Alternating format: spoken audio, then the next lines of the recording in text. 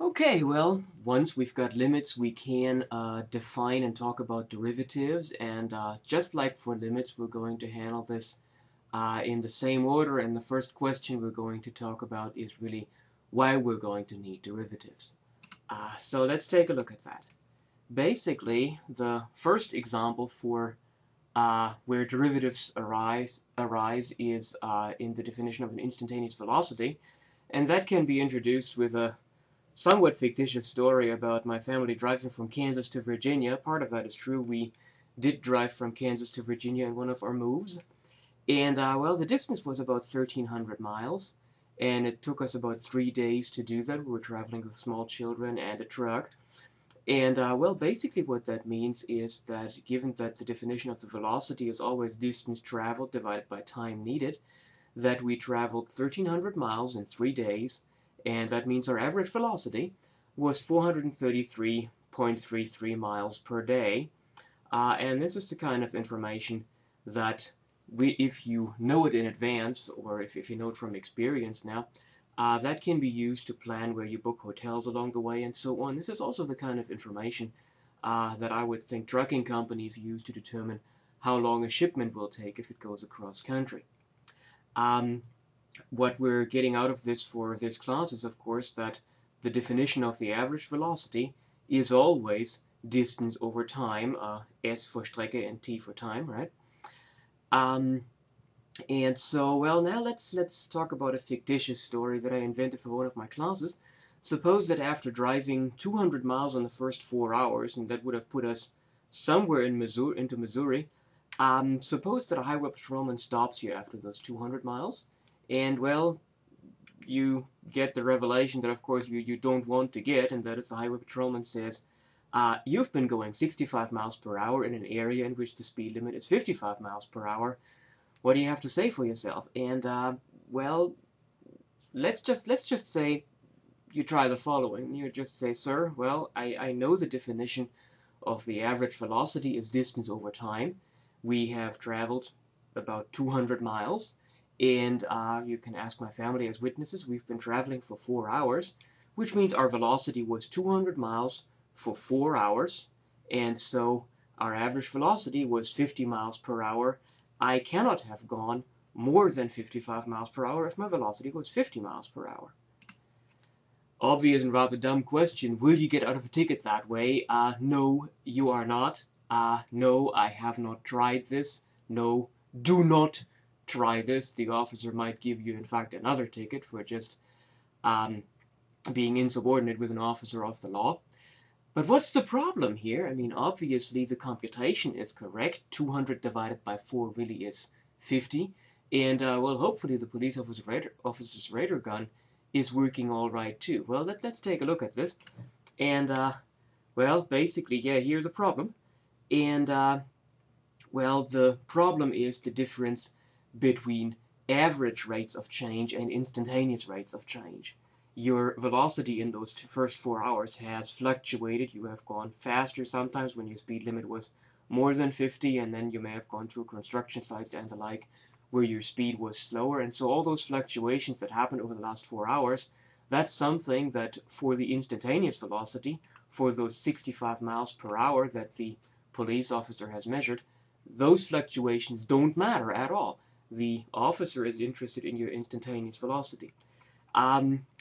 If we're looking at this in a somewhat different context, I mean, obviously this is now not a sensible average velocity, but even sensible average velocities can look strange. For example, if we take this distance traveled per day and change from miles per day to miles per hour, well, how do you do a unit change? Remember, a day is 24 hours, and units just work like variables, and so if you just replace the day with the 24 hours, you get the same entity.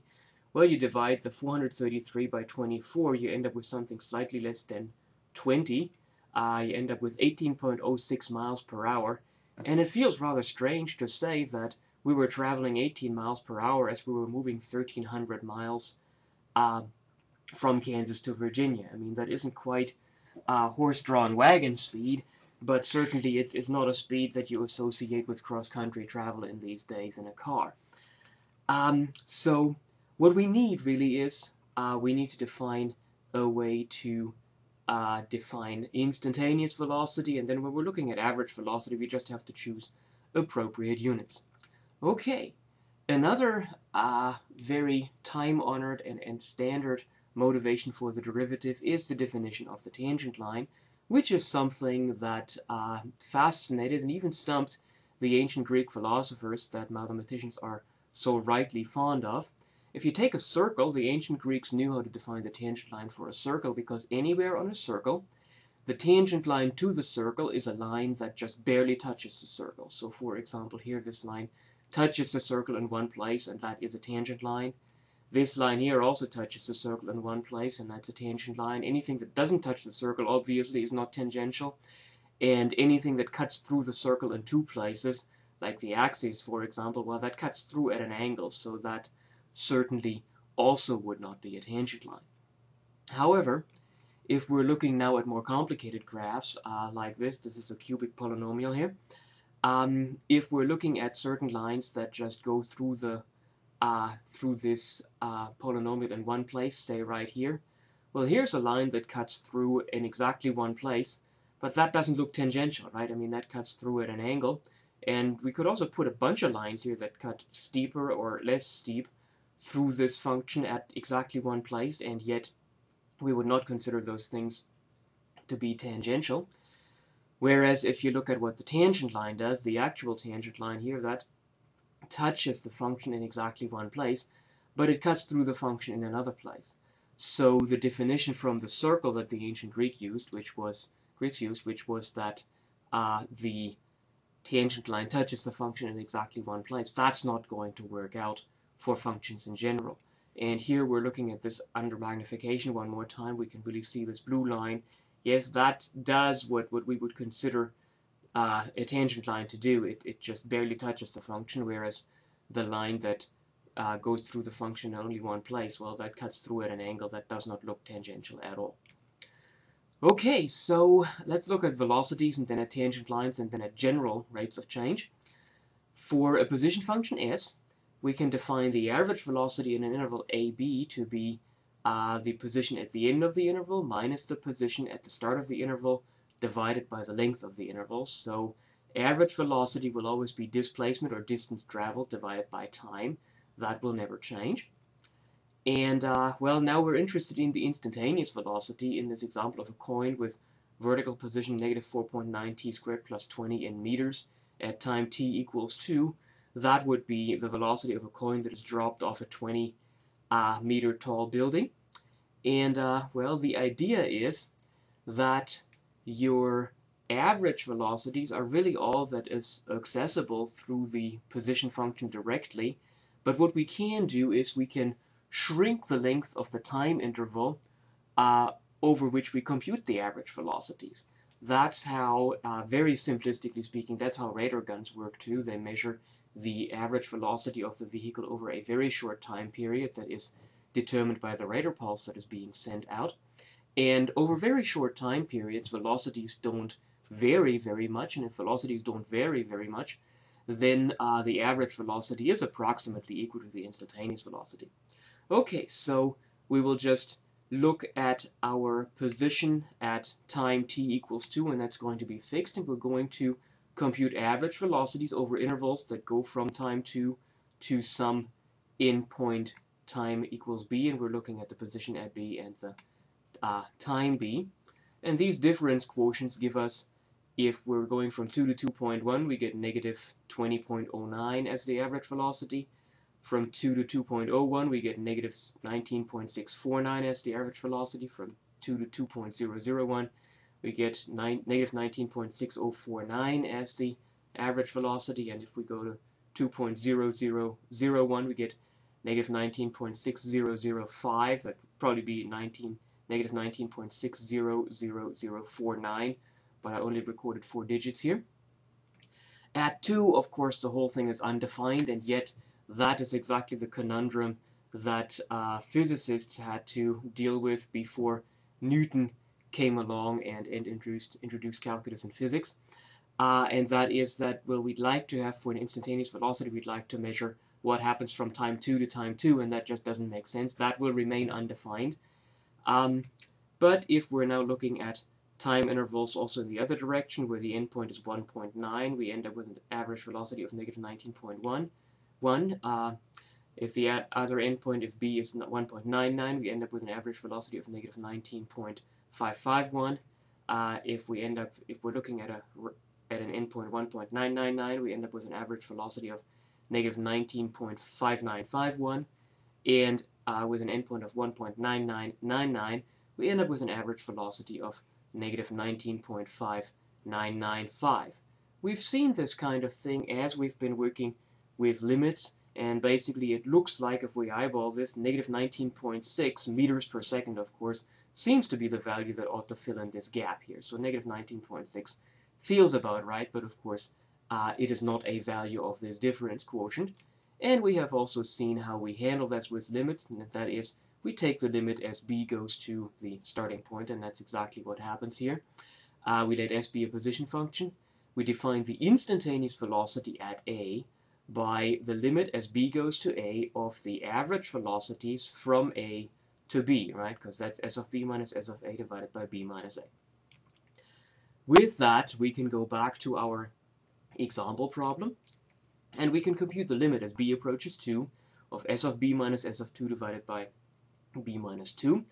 That's the limit as b approaches 2 of, well, you just plug in the function, negative 4.9 b squared plus 20, that's the function at b, minus negative 4.9 times 2 squared plus 20, that's the function at 2, divided by b minus 2. If we simplify that, we see that this 20 over here cancels with this 20 over here, because we have a minus sign, of course. And so we end up with the limit as b goes to 2 of negative 4.9 b squared plus 4.9 times 2 squared. Note that I'm not working this out because we have to somehow cancel a b minus 2. That's always the ugly part. And that's where it either makes sense to just keep your symbols around and do some fancy factoring, which is what we're going to do in this example, or remember the other trick, you could always replace the b with 2 plus h, and that's what we're going to do in the next example when we're going to talk about tangent lines. So here I would factor out the negative 4.9, and b squared minus 2 squared, that's a difference of 2 squares, that's b minus 2 times b plus 2. So we end up with a limit of b as b goes to 2 of negative 4.9, b plus 2 times b minus 2, the b minus 2's cancel, and the limit as b goes to 2 of negative 4.9 times b plus 2, that would be 4 times 5 is 20, and then you have 0.4 less, so that ends up being negative 19.6 meters per second, which is exactly what we also conjectured from the table. Alright, now the other traditional problem that works out limits, or that works with derivatives, is the equation of a tangent line. So let's look at this example here where we want the equation of the tangent line of the function x cubed minus 4x plus 1 at the point a equals minus 1. And this function is this cubic polynomial we had in the image in the introduction. Okay, here it is, and here's the point where we want to compute the tangent line. And what we can do visually is we can compute secant lines. We can compute the secant line through negative 1 and 1. That would be this line, obviously not a tangent line. And then we can move the second point through which we compute the secant line closer to the base point. We can put it here, here, or here. And now you can see, now it starts tilting towards something that ought to look more like a tangent line. You put it even closer, it looks more like a tangent line. You put it even closer, now it's almost indistinguishable from the tangent line, because I think the next step in this animation is the tangent line itself. And you can see by the time your secant line is reasonably close, the difference really isn't that much anymore. And if you make it even closer, of course, this difference is going to go away. Okay, so we need to do this again in the limit. And the definition then is that if f is a function, then the secant line of f through the points a f of a and b f of b is the unique straight line that goes through these 2 points, obviously. The more interesting definition, and the definition that took a long time for mathematicians to come up with, more than 1500 years, is that if f is a function, then the tangent line of f at the point a f of a, if it exists, it is the unique line that goes through the point a f of a, and whose slope is the limit as b goes to a, f of b minus f of a divided by b minus a. So again, we're keeping our base point A, we're keeping that fixed. We're computing slopes of secant lines, because of course the slope of a line through A, f of A, B, f of B is f of B minus f of A divided by B minus A. And then we just simply take the limit of the second point moving towards the point that we're keeping fixed, just as we had in the images on the previous panel. With this, we ought to be able to solve this problem of computing the tangent line, and the first thing we need is the slope. So we take the limit as b goes to our base point, which is -1, of f of b minus f of -1 divided by b minus -1. And that's the limit as b goes to -1 of, well, b cubed minus 4b plus 1. That is just the function with b plugged in. And minus 4, well, the minus comes from here, and -1 plugged into the function gives us -1 cubed, which is -1, minus 4 times -1, so plus 4 plus 1, well, 5 minus 1 is, -5 plus 1, that's -4, and that's exactly what we have here. And in the denominator, well, the minus becomes plus, no problem there. Okay, that's the limit. Well, 1 minus 4 is -3, nothing else has changed. And here you can see that in order to cancel the potential 0 in the denominator that we always want to get rid of in a limit computation, we would need to factor a b plus 1 out of this numerator up here. And even people who are very good at factoring might say, well, that's not that easy anymore, and that's where the other kind of computations of limits comes in that we talked about, and I personally, I have to admit, prefer that very much. Namely, when b goes to -1, I can replace the b with -1 plus h, and then simply let the h go to 0. And what happens then is that the denominator becomes h, right? Because -1 plus h plus 1 is h. And it's a whole lot easier to factor out an h out of the numerator than it is to find a b plus 1 up here. Okay, so our limit becomes the limit h goes to 0, -1 plus h quantity cubed minus 4 times -1 plus h quantity minus 3. And now we have to multiply all that stuff out. How does that go? Well, let's look at this portion here first. -1 plus h cubed is -1 cubed plus 3 times -1 squared times h, which is the plus 3h, plus 3 times -1h squared, which is the minus 3h squared, plus h cubed. That's something, if worst comes to worst, if you don't remember how to multiply out a cubic power of a sum, then just go ahead and multiply it out with a binomial formula times -1 plus h. It's a little bit cumbersome, but hey, you want to get the right result. Then we have the -4 times -1 gives us plus 4, -4 times h gives us -4h, and minus 3 stays the same. The denominator becomes h. Okay, and then we've got the cancellations that we're, of course, always hoping for. -1 plus 4 minus 3, that's 0. 3h minus 4h becomes -h, and the remaining powers are just being copied down, right? So this is the limit as h goes to 0 of h cubed minus 3h squared minus h from the h's divided by h in the denominator, and then remember, I'm always rather safe than sorry. I first factor out the h, and then I cancel it. This becomes the limit as h goes to 0, h squared minus 3h minus 1, and as h goes to 0, that's -1. And that's just the slope of the tangent line. So to get the equation, that's what the question was asking for. Well, in order to do that, we now need to find the equation of a line whose slope is -1 and which goes through the point -1, 4. Because at -1, we know this function here is equal to 4. Okay, there is the point slope formula of the equation of a straight line, which is something that is often presented in books and which is no problem to memorize.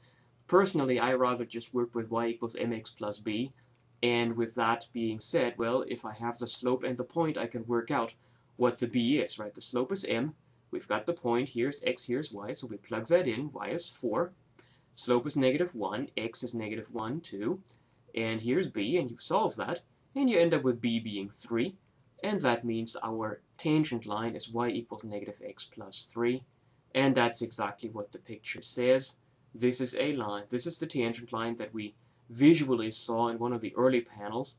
And, well, it's got y-intercept 3 and slope -1. So this is really the tangent line. Anytime you've got a problem that says compute the equation of a tangent line, you could always just go ahead and plot the function and the tangent line, and as long as the function touches, as long as the tangent line touches the function in this fashion in the picture that you get on your graphing calculator or on the computer, your computation is correct. So that's another thing that I'm often rather preachy about. Let's get away from depending on the back of the book to give us an answer.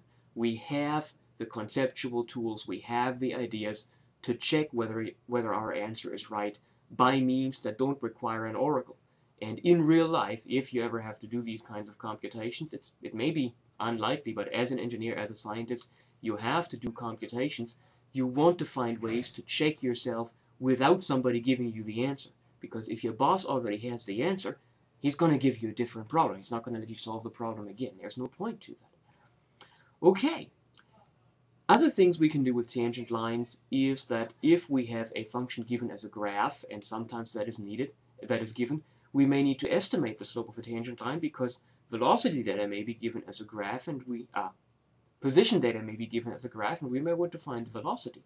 So here's a graph, and we want to have the slope of the tangent line at x equals 1. Well, if you have a nice continuous picture given like this, then basically all you would do is you would eyeball the tangent line at 1, sketch that in, and then just measure the slope of the line, and this line seems to go 1 over 2 up, and so it seems the slope is approximately 2 here. In most generality, this concept that we're talking about here is the concept of a rate of change. The definition is that if f is a function, then we define the average rate of change of the function in the interval ab by average rate of change being f of b minus f of a divided by b minus a. And you can see if we're interested in secant lines, then this is the slope of the secant line. If f is a position function, then this is the average velocity, and in general it's the average rate of change of the function over that interval. Similarly then, to instantaneous velocities and slopes of tangent lines, if we let f be a function, we can define the instantaneous rate of change of the function at the point a by instantaneous rate of change at a being the limit as b goes to a, f of b minus f of a divided by b minus a. So it is the limit of the average rates of change as the second point approaches the first point. And in terms of what we've seen in this presentation already, this is exactly the same limit that we use to compute slopes of tangent lines. And this is exactly the same limit that we also use to compute instantaneous velocities. Now, this idea of an instantaneous rate of change in the abstract looks rather artificial, but it is something that certainly has applications. For example, you can measure the charge of a laptop battery every 6 minutes. Okay, the reality is actually that typically the rate of change, the current, is being measured, but we're currently still going in the other direction. We're going from the quantity to the rate of change. So the data will be given in a table, and what we want to do is we want to estimate the rate of change of the charge, which is the current itself at time t equals 30 minutes. Okay, and so here is what somehow has been kept track of. This is not an actual experiment that I've worked out, but these charges are pretty realistic numbers for a laptop battery, and a certain battery charging up to 2,200 milliampere hours in about 60 minutes. That's quite realistic for a laptop that I own right now. Basically, that battery has a capacity that is more than 2,200 milliampere hours, but it doesn't take terribly much longer than 2 hours to charge, and it also doesn't terribly much longer than an hour to charge, and it doesn't have much more than 2,200 milliampere hours as the capacity. So these are numbers that I've made up, but I've eyeballed them fairly realistically, I think. So how do you do that from data? Well, all you can do really is you can compute average rates of change, and we've seen from the pictures for the tangent line, for example, that the closer you pick your average rate of change to the point where you're interested in the instantaneous rate of change, which is t equals 30, well, the better your estimate is. So we can work out the average rate of change on the interval from 30 minutes to 36 minutes, and that gives us 1,800 milliampere hours minus 1,600 milliampere hours divided by 0.6 hours, which is 36 minutes, minus 0.5 hours, which is 30 minutes, right? Because 1/10 of an hour is 6 minutes, and this goes in 6-minute intervals. And if you work that out, you end up with 2000 milliamperes, which is 200 milliampere hours divided by 0.1 hours, so that's 2000 milliamperes, and that's 2 amperes. Well, one thing that this computation also shows as an aside is you can drag the units through these kinds of computations, and if you're working an applied problem, you typically should. Sometimes we don't do this in math classes because we want to focus on the mathematics, and sometimes too much detail can be confusing, but in general, as soon as you're on top of these computations with the numbers, it is a good idea to drag the units through too. Okay, so this is one estimate. Well, we could have also gone from 24 to 30, right? There's nothing that says our difference quotient has to be a forward difference quotient. And that's what we're going to do next here. So the rate of change from 24 to 30 would be that we're looking at the 1600 milliampere hours from t equals 30 minus the 1360 milliampere hours from t equals 24. And this time we go from 0.5 hours to 0.4 hours, or from 0.4 hours to 0.5 hours. And that ends up being 2400 milliamperes. And, well, that's equal to 2.4 amperes. And now you're going to rightly ask yourself, well, which one of these two is it? Well, most likely it's neither, because these are estimates, and most likely both of them are off. In fact, most likely this first one is off a little bit as an undershoot, and the other one is off a little bit as an overshoot. And what can be done if you know that you've got two estimates, and one is an undershoot and one is an overshoot, is you can get a slightly better estimate by taking the average, and the average of 2.4 amperes and 2 amperes is 2.2 amperes. So that's as good as it gets as an estimate. And remember that estimates are just that. They are estimates. They are not a precise science. There are some ways using Taylor polynomials to show that really this average of these two difference quotients is a slightly better estimate based on theoretical grounds. We can also look at this by plotting the data and just looking at the two secant lines. The first estimate was from 30 to 36. That gives us this secant line. The other estimate was from 24 to 30. And if you were to sketch a smooth curve through these points, then you'd see the tangent line has to be somewhere between those two lines. So taking the average there is a good idea just to get a slightly better estimate. But even that estimate most likely is not the actual slope of the tangent line. And we can see that by simply going back to this picture that we had before, where we were pretty sure that the slope of the tangent line was 2, that eyeballed pretty well. If we were to apply this method that we just had by going one step forward and one step back, or one step forward, and we get a secant line like this, and we take one, and that slope, because this is 4.25, this is 3, ends up being 4.25 minus 3 divided by 2 minus 1, which is 1.25. And if we go one step back, we end up with 3 minus 1 divided by 1. 3 minus 0 divided by 1. Or 0 minus 3, yeah. First point minus second point. Divided by 0 minus 1. That ends up being 3 either way. Well, those estimates surely are way off. But remember, they're estimates. And if we now take the average there, the average is 2.125, and that will probably not look like the actual tangent line either, because we were pretty sure that that tangent line, I mean, it too felt very good there. Now, that's not meant to be a dissing of this method of taking a step forward and a step back, because when your data is sparse enough, that's about all you can do. But basically what it says is that as you are doing estimates, there's only so much you can do. That's where you have to expect to have a certain kind of error, and if all you have is sparse data or a little bit of eyeballing, then that's all you can do, and that's what we simply have to live with. In more sophisticated numerical methods, which we would cover later on in this course, or maybe in a differential equations course, there are deterministic ways to minimize the error at least, and that's something for which we first need a lot more abstract mathematics, a lot more precise mathematics, and we're going to start with that in the next presentation. Thank you very much.